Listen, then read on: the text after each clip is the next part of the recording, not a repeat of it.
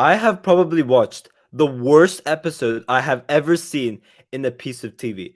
This is honestly embarrassing.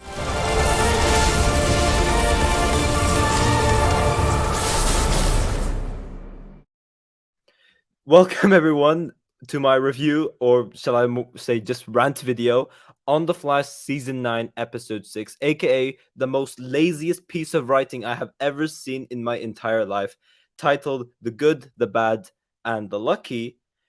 And this is also known as Interlude Part 4, Interlude Part 3, something like that. Pretty much the other set of interludes we will be getting before we head into the next graphic novel. And I cannot believe what I just watched. This is truly just embarrassing. Like, I can't even comprehend what I just watched. What the actual hell was that?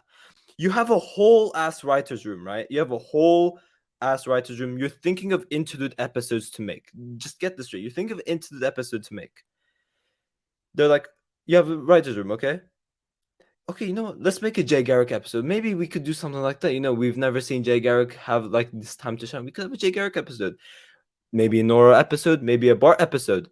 Some writer pops up. Yo, I have a better idea. Let's bring in Cecile. Let's bring in Allegra. Let's bring in Becky Sharp. Make an episode around them, right? Give everyone no reason to care about whatsoever about this episode. Just make it purely centered around them. No Flash, no nothing. Just give them time to shine. Let's give them this episode because everyone cares about this. Perfect, right? Eric Wallace said that we have no time to do XYZ. For example, they had no time to do an episode where they save the Legends of Tomorrow. But instead of doing an episode saving the Legends, you choose to do an interlude episode on this. This is actually embarrassing. This is the worst episode I have ever seen in my entire life in the piece of TV, and I cannot believe they did this in the final season of The Flash. This is the final season, and we're having interlude episodes like this. I hoped Eric Wallace learned his lesson from The Flash Season 7, where we had those interludes with Cecile and Allegra. We had no reason to watch those episodes whatsoever. No one really cared about those characters. And then we head into Season 8. We have interlude episodes, this time giving us a reason to watch the episode, because although you don't have Barry, because obviously in his contract, Candace Patton and Grant Gustin, they are contractually bound to, like, you know, take breaks in between like certain storylines or something like that. Like, you know, they're able to take those breaks. And we have seen this a couple of times throughout the duration of the show. Like, Grant Gustin and Candace Patton have both done this multiple times. We were hoping Eric Wallace learned his lesson, in which we head into The Flash Season 8. We're given a reason to care about this episode. We have no Flash, we have no Barry, but we are given a reason to still watch this episode. For example, Season 8, Episode 6. We're given Nora, we're given Bart, we're given the speedster element, we're given time travel, we're given Jay Garrick. Throw that all into an episode. Perfect interlude episode right there. We have Eddie Thawne returning, Season 1 flashbacks, everything. Absolutely beautiful. And then we head on to the next piece of graphic novels, or the interlude, shall we say.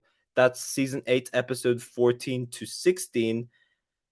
We have a Still Force episode, bring in Nora West Allen, bring in our main character, The Flash, giving us a reason to care about the episode. We have a speedster element. We're exploring a new force of nature that we haven't really explored deeply before. And we have the speedster element. We have Barry, we have Nora. We have a reason to watch the episode. And then episode 16, we still have the Flash as the main focus. Now, this episode, we don't have any of that. Instead of having a Jay Garrick episode, instead of having a Bart Allen episode, instead of having a Nora West Allen episode, any sort of episode you could think of, any speedster aspect you could give, maybe even a Kid Flash episode, you chuck that all out of the window and you give us a Becky Sharp centered episode. Just let that sink in. How does something like this even go through? I'm honestly embarrassed. Like, watching this episode, how do they do this in the final season? What? But yeah, so this episode, as I said, absolutely terrible, just absolutely unwatchable. My name is Becky Sharp. I'm the luckiest woman alive. Very, very cringe. But the fact that they do this for Becky Sharp and we don't get a My Name is Barry Allen and I'm the fastest man alive intro in the final season, I'm just like, whoa. Okay, hold on a second. But yeah, Becky Sharp talks about how she's met like this lucky guy. She gets engaged, and then her luck suddenly runs out, and that pretty much has a repercussion throughout the entire episode. And she starts talking like, oh, the universe is gonna punish me. So Becky is essentially losing her luck. So her power is obviously luck, and as we find out in the episode, because of the ring, she loses that luck. But yeah, her boyfriend is in a coma. It looks like he's murdered at first, but later on it's revealed that he's in a coma. But this turns out that it's just due to Becky's bad luck. There's bad timing. She gets arrested, and Kramer's interrogating her, and then Becky's like, I want my lawyer. Where is she?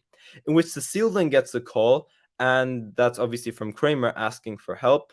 And while that is happening, we find out that our lovely couple, West Allen, are heading into a trip in Coast City, and they talk about like no zooping. This is all for like the baby moon, all those sorts of stuff, in which they do obviously come back next episode. But the fact that Barry and Iris both were not in the episode, we literally had no reason at all to watch this episode. This episode was completely unnecessary. It didn't even need to happen. But here we are. Like, you could literally skip this episode. It won't matter one bit. We need a reason to watch these episodes. If you're not going to bring in the main character or your other lead, that being Iris, give us a reason to watch the episode. Don't just make a storyline just for the sake of it. Like, what the hell was this? I don't even know. But yeah, we have some Chegra stuff going on with, Allegra having some issues with her landlord, and then we have Chester offering to help out, and then Chillblain's like, yo, I think Keone has abilities, let's test it out. So those are pretty much the main two stories of the episode, if you will. So Chillblain obviously helps out with Keone, and then we have all the other stuff with like the murder, Becky Sharp storyline, Cecile, all of those sorts of stuff. So yeah, we have Cecile helping out Becky Sharp. She believes that Becky is innocent, just like Kramer does as well, because Kramer does say something like everything's like so perfectly aligned. She thinks that there is definitely some sort of a setup over here. And Cecile does assure Becky that she's not going to go to prison because the evidence is circumstantial, basically. But then Kramer walks in with the murder weapon, and that's essentially just more bad luck with the shoe. Now think about this, right? Just think about this. This whole entire thing is based on Becky Sharp's powers and how now, instead of good luck, it's giving her bad luck. She's a metahuman. The one way you can solve this is just give her meta dampeners. Problem solved. Just with meta dampeners. But no, obviously this drags out, and we obviously find out later on that the reason behind this is because of the ring she has. But yeah, we have the murder scene where Cecile's analyzing everything, and I just found it weird that your CSI and your reporter is not in the crime scene, but you have a lawyer around, and not just that, you have the criminal who's been arrested. Like, what? And then we have Allegra analyzing like the crime scene using her like UV rays or something like that as well, in which they're able to find the casino chip.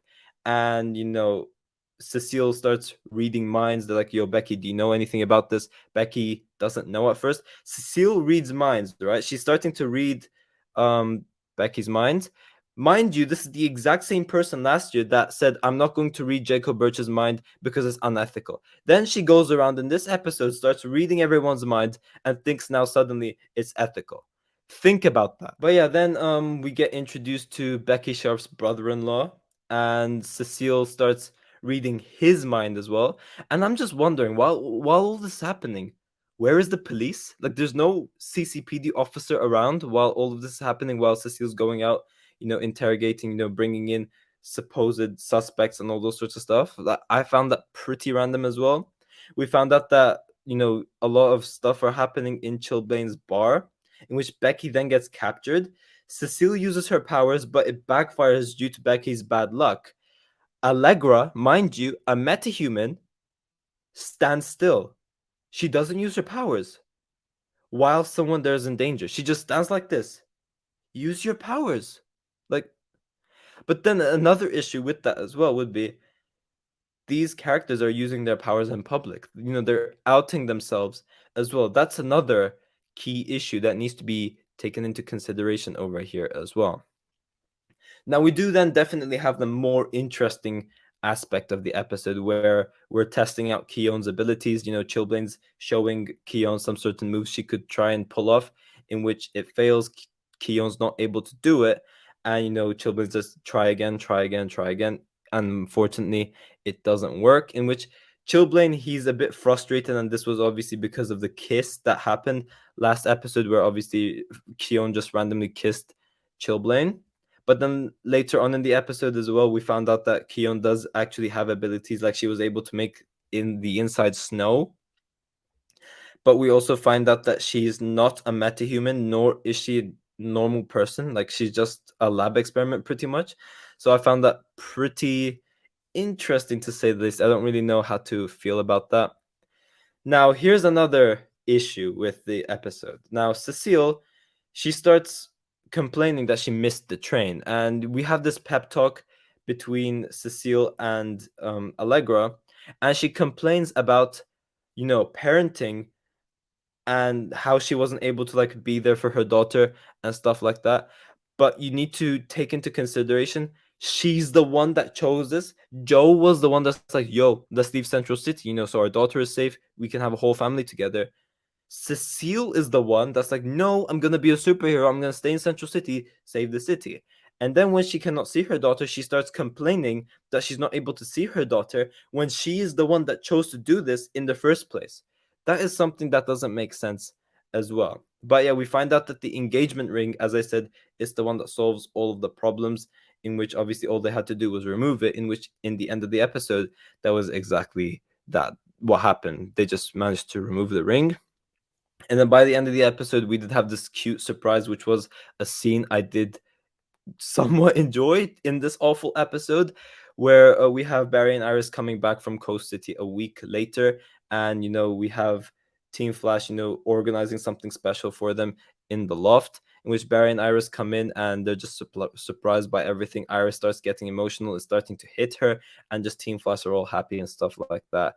But to be honest, the one thing I only liked about this episode was literally just West Allen. That is pretty much it. Other than that, this episode is honestly embarrassing to even be here. Not even be discussed in the writer's room, put on a script, make the actors read this and make them act out, waste money on this episode in general. It's truly embarrassing. This is actually the worst episode I have ever seen. This is just bad. What is this?